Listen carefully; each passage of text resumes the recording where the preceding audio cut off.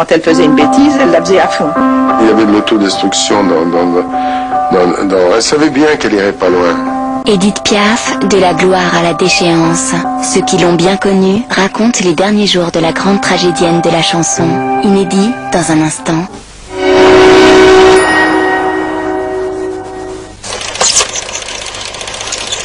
Bonsoir.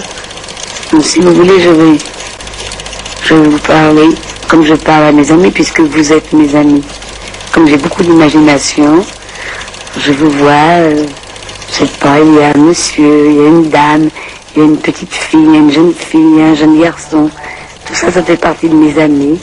Alors, je m'adresse à eux, puis je me confie un peu, je me livre un petit peu. Ça fait du bien de temps en temps de dire ce qu'on pense vraiment.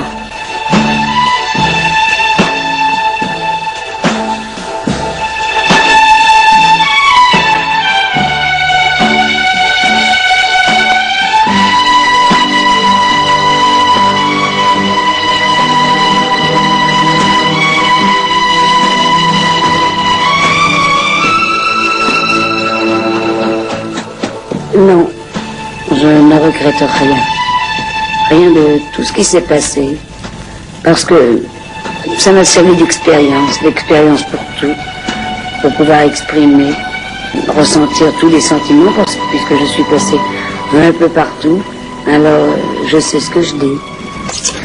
Et quand on est passé tout à fait à côté, enfin de la mort, disons ce mot, puisqu'il n'y en a pas d'autre, quand on est passé à côté, eh bien, on apprécie tout ce que l'on avait et qu'on n'a pas apprécié à l'époque. Et on souhaite qu'une chose, c'est de les avoir à nouveau pour pouvoir en profiter pleinement. Alors, écoutez-moi bien, quoi qu'il arrive, ne regrettez jamais rien. Ni le bien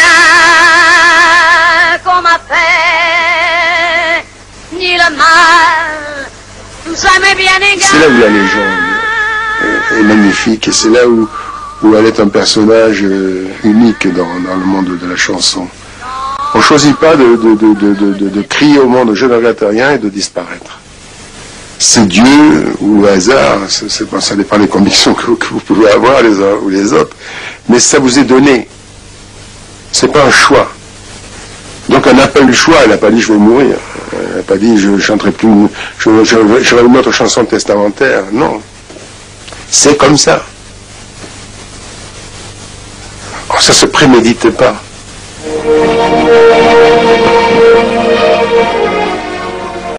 Édith Piaf est morte. Cette fois, il ne s'agit plus d'une rumeur ni d'une fausse nouvelle, comme c'est arrivé par le passé. Le 14 octobre 1963, la préfecture de police comptera près de 400 000 personnes massées sur les trottoirs entre le boulevard Lannes, le domicile de Piaf, et le cimetière du Père-Lachaise, où elle sera enterrée. Les gens faisaient un peu des heures et des heures pour aller se recueillir une seconde ou deux devant son cercueil. Tout Paris, les gens étaient dehors, dans la rue, c'était un enterrement national. Le boulevard Lannes était envahi, il y avait des balustrades, il y avait tout le service d'ordre, il y avait des agents de police, il y avait... Oh.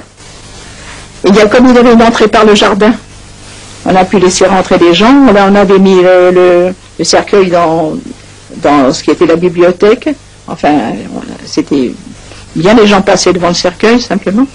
Et il y a quelques personnes pour qui j'ai ouvert la porte et ils ont pu voir Édith une dernière fois. Ils ne sont pas nombreux, ceux-là. Et devant ce déploiement de police, cette foule déjà dense, le cortège en lui-même paraissait discret, malgré une assez longue file de voitures, celle de ses amis et de ses proches. Le cortège du boulevard Lannes au Père-Lachaise a été incroyable. Louis Hamad, le préfet, a été merveilleux. Il avait fait arrêter pour la circulation. On est parti du boulevard Lannes jusqu'au Père-Lachaise sans un arrêt. Tout était arrangé pour que les agents de police, tout ça, ça arrête la circulation. C'est formidable. Et alors il y avait du monde tout le long du chemin. Oh, c'était fort. Alors quand on est passé devant, oh là là, ouf.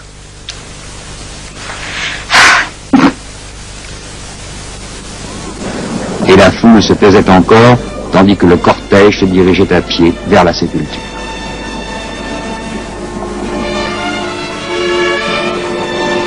Il y avait 4 voitures couvertes de fleurs, de gerbes, de couronnes. Il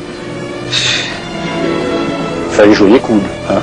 Parce que bon, il n'était pas question de dire, bah oui, je connais Edith, tout le monde disait ça. Les images qui vont suivre vont peut-être vous choquer comme nous l'avons été ce matin pendant la cérémonie.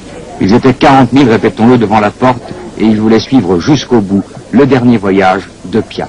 Et cette foule, empressée, maladroite jusqu'au désordre, jusqu'à l'indécence parfois, romprait très vite les barrages de police.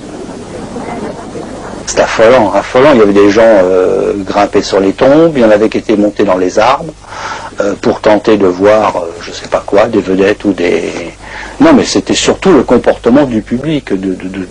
Il venait enterrer une des leurs, en fait. Piaf, c'était une Parisienne et Paris lui a rendu son hommage. Pourquoi cette mort prématurée à 47 ans? Piaf avait-elle décidé d'abréger sa vie, de la brûler aussi vite que l'on crame une chandelle? Pourquoi pas? Elle l'avait écrit. Si je ne chante pas, je meurs. Chanter ou se détruire. Une incontrôlable course contre la mort qui commence en septembre 1960. Piaf est malade. Ses jours sont comptés. Son médecin lui interdit de remonter sur scène. Et il lui dit franchement, si vous n'arrêtez pas, vous allez mourir.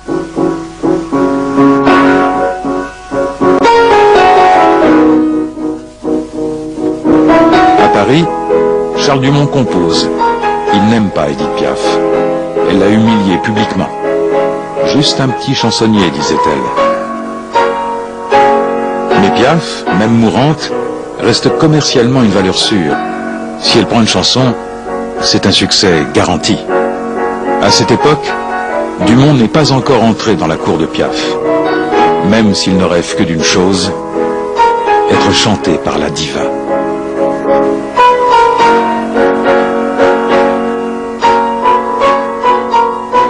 J'appelle mon ami Michel Vauquer, le mari de Cora Vauquer, qui était un monsieur qui avait déjà fait beaucoup de grandes chansons à succès. Et j'ai dit, Michel, écoutez, j'aimerais que vous veniez faire, que vous faire écouter une chanson. À l'époque, il n'y avait pas tout ce qui est les moyens techniques d'aujourd'hui. On se déplaçait pour écouter une chanson. Donc il vient, je lui joue la chanson. Je dis, voilà, est-ce que vous pouvez faire les paroles là-dessus? Il me dit, oui, ça me plaît bien. Il repart chez lui et quelques jours après, il m'appelle, il me dit, écoutez, voilà, j'ai trouvé une idée pour votre chanson. Alors, comme il avait fait une note très longue, là, au début, comme ça, j'ai mis non. Et je ne regrette rien. Et je vous jure, sur tout ce que j'ai de plus cher, je réponds à Michel Vauquer, eh bien, c'est pas terrible. Votre idée, je trouve pas que ça soit une idée bien formidable. Michel Vauquer, il ajoute en plus, en supplément au programme, il dit, comme ne vous inquiétez pas, c'est un très bon titre et c'est une chanson pour Edith Piaf. Alors je lui dis, écoutez, alors Michel, je vous en supplie, qui vous voudrez, où vous voudrez, quand vous voudrez, j'irai en Chine si vous voulez, mais alors Piaf, vraiment, c'est pas possible. Et pourtant, un rendez-vous aura lieu.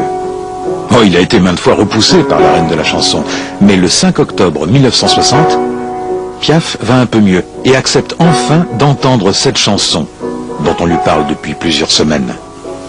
La porte s'ouvre, c'était une porte vitrée qui donnait dans le salon.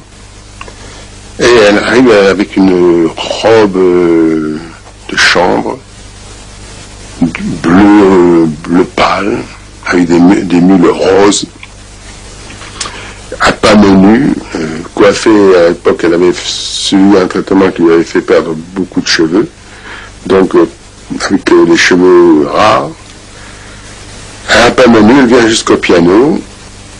Elle dit, vous ne voulez pas me jouer votre chanson? Elle dit à Michel Vauquer, moi, ne me parle pas. Alors, on va au piano, et je me mets à jouer, jouez-moi votre truc. Je joue mon truc.